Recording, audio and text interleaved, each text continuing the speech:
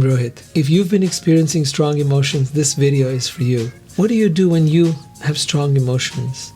Do you try to avoid them by getting busy, by watching Netflix or TV? Do you start to call friends? Do you start cleaning the house? Do you push them down and just pretend like they're not happening? Do you start to get logical with your emotions? I shouldn't be feeling this way. I'm so fortunate. I have so much in my life. Why am I going on complaining about this? What is wrong with me?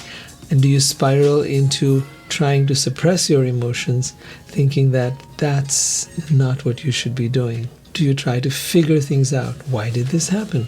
What does this mean? The problem is most of us haven't been taught how to deal with our emotions. I, for one, had a lot of trouble with my emotions. I didn't even know what I was feeling. Way back, more than 20 years ago, if somebody would have asked me, "What are you feeling?" I would have said, "I don't know. I have no idea."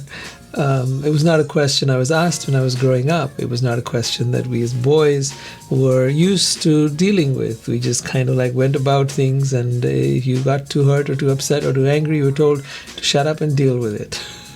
Something to that effect. I remember going through a book by Louise Hay called Heal Your Body, where she talked about the connection between our emotions and physical symptoms that we might be having. So using a chart that was in that book, I began to say, oh, I'm feeling a stomach ache. What is that? Or I'm feeling a pain in my shoulders, or I'm feeling a headache, or I'm having a fever. And then how does that correlate to my emotions? And little by little, I began to understand what I was feeling. It was a slow process, but that chart really did come handy for someone like me who had no clue what they're feeling. If you know what you're feeling, that's a great place to start. We start to deal with our emotions not by avoiding them, not by getting logical, but rather by feeling them.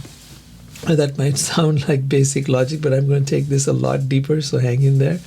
I have a lot more to tell you about how to get to the real depth of an emotion. Let's start by understanding how our mind works. We have two parts of our brain. They used to call it the left hemisphere and the right hemisphere. They've noticed that there's different parts. It's not just left and right. But anyways, we have a part of our brain that deals with the logical aspect of things, and there's another part of our brain that deals with emotions and creativity. Under MRIs and under different kinds of scans, they've actually seen these parts light up, and so they're quite different. Now, for all practical purposes, what we've also noticed is that these two hemispheres don't talk well to each other. When you have practical stuff to be handled, that is not the time you want people to discuss emotions. On the other hand, when you're feeling emotional, when you're upset, when you're angry, when you're sad, then you don't want people to talk to you about their logical solutions. You don't want them trying to fix it. You don't want them trying to tell you what you should and should not do. You don't want them to explain it. You just want them to listen, right? Okay, now I'm going to show you how to deal with your own emotions without necessarily getting somebody else into the picture. Because most of the time when you come to people and share with them your emotions, they really don't know how to deal with you or with what you're feeling. So you end up feeling more frustrated. Unless, of course, you have a really good friend who really knows, and then you're fortunate and good for you. But otherwise, I really strongly recommend learning how to deal with your own emotions. I had to learn to do this the hard way. I figured out an entire process that I will share with you.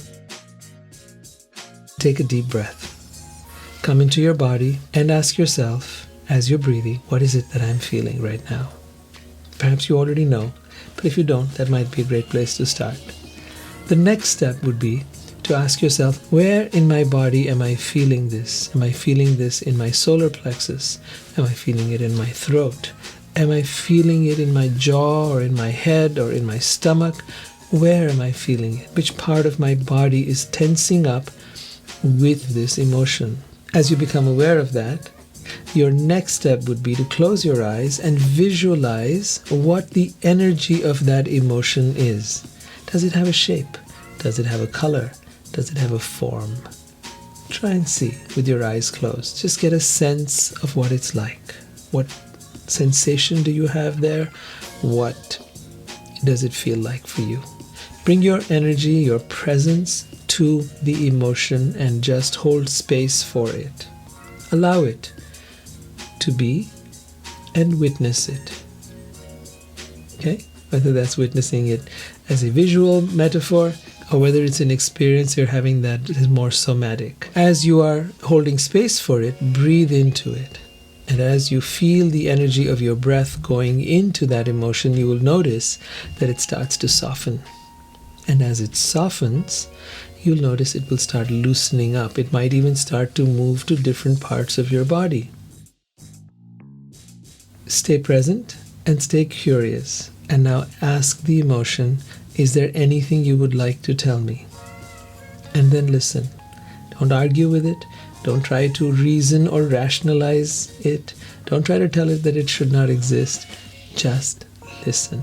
What is it trying to tell you? If you can empathize with it, then empathize with it. That would be wonderful. So what you're trying to tell me is this. I see. Thank you for sharing that.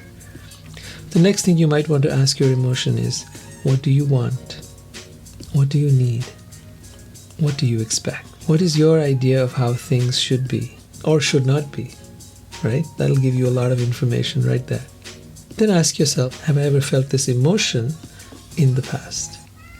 And perhaps you'd want to go to the roots of that. Go right down to the earliest memories you have of that similar kind of emotion. Gather together all the times you felt this emotion and feel them within your body and feel where they're held and breathe into it and give it space. Hold it nurturingly and lovingly. And then speak to that emotion saying, I'm here for you. I love you. And it's okay for you to feel what you're feeling. It's okay. It's okay for you to feel sad. And it's okay for you to feel hurt. And it's okay for you to feel angry.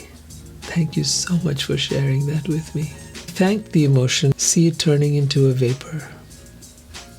See it melting like water melting and turning into vapor, and breathe it out. Thank it for having come to you, and as it's leaving, just ask it a question. Is there anything I can learn from this experience? Is there any wisdom you would like to share with me?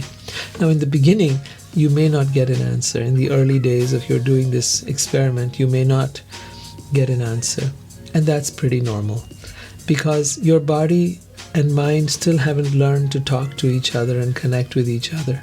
So give it some time on practice of doing this again and again in different situations, and gradually your mind and body will learn to start trusting each other. Your body will learn that your mind is willing to listen, is willing to be empathetic, is willing to hold space.